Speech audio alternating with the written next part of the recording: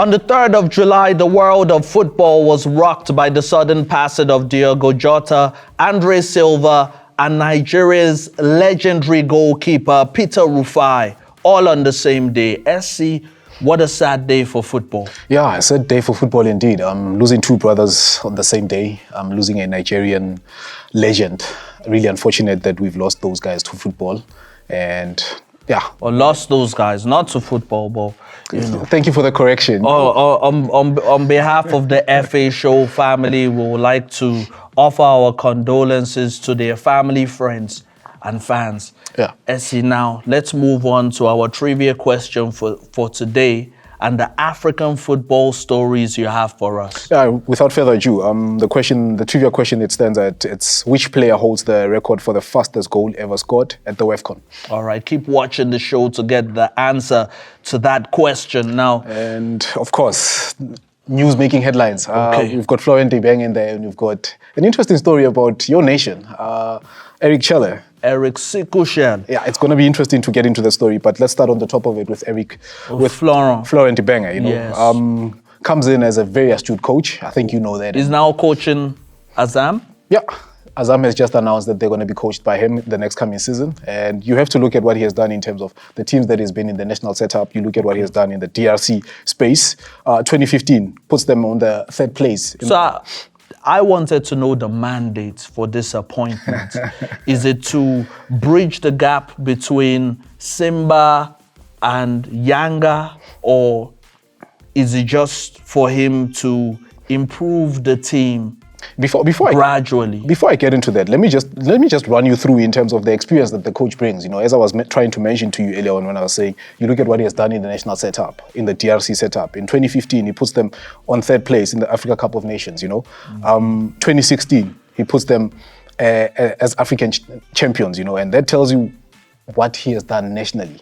Just two stunts, and it shows you that this guy is very astute. And you look at what he does in the club space. Champions League, you know, with AS Vita. And RS Berkane as well, one of our favorite teams here at the show, you know.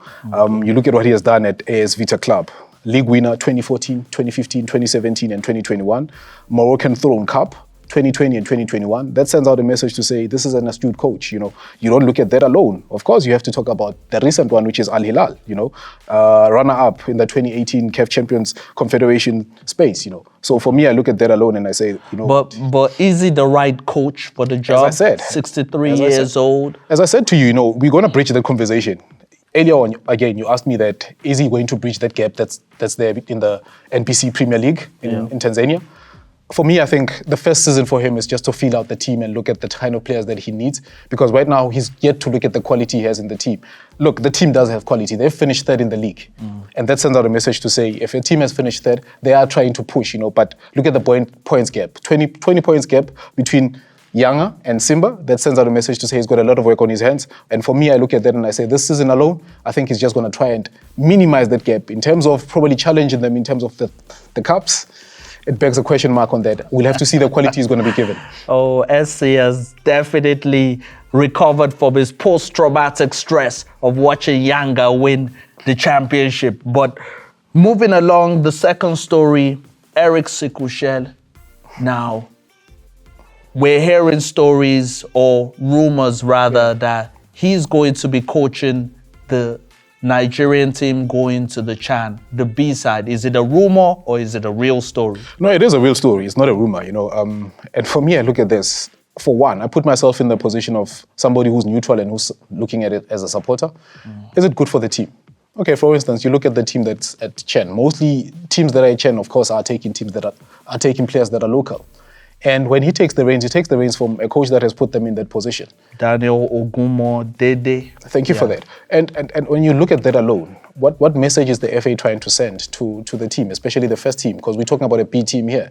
And for me, I say, I think I've always said this when he started talking about this, especially for the qualifiers. I've mentioned that to you, that I feel like he's out of his depth when you look at the Nigerian squad, you know, especially the first team. Why I say is that you look at the global status that these players hold, you know, and he's been getting such a tough situation in there. He drew against Zimbabwe at home. Yes. That sends out a message, you know, to say, is he ready for this team? And I don't think he is. So is this appointment basically Nigeria having a plan to I think incorporate to the cut you off local there. Sorry, teams. to cut you off there, I think that if we go in that direction, I think it's late for them to do that. He can go to the Chen tournament and do something, but for me, the question stands out to say the biggest one that the Nigerian people are looking at is him qualifying the team. Where are they sitting in the qualifiers? They're sitting fourth. They've played 7 games and they've got 6 points in there. So is he going to be able to get the team out of there? I don't think so. Okay, he's going to take the squad he's got right now at Chen. Is he going to mix that with the first team? We don't know. That's a question mark again. So for me, I look at that alone. I don't think it's a good move. They should have just left Daniel to continue coaching the team, and he should look at the 2 teams overall and say, you know what, from this team I can pick up certain few players, because you look at that squad, it's a young squad, and he's giving himself an opportunity to look at the team holistically and say, I can pick up about 3 or 4 players to infuse in the first team. Well, hey, I would disagree with that, really. When it comes to the case of Nigeria in Chan, they have a tough group. They have Senegal, Sudan, and Congo. Oh, that's not going to be easy at all. After the break, we're going to be looking at what's happening in the Kingdom of Morocco with Auntie Diski. Thank you so much for joining us on the show. Stay tuned. We're out here at the Zanzibar Fan Parade to celebrate SA Sports betting heroes. It's Smooth, who backed the boys to extend their 10-game winning streak. And Sarah, who went all in on an innings win. Yes, JP, who betted that we would slot a match-winning penalty. It doesn't matter who you are or how you bet. Together, we are Mzansi. Are you with us? Yeah!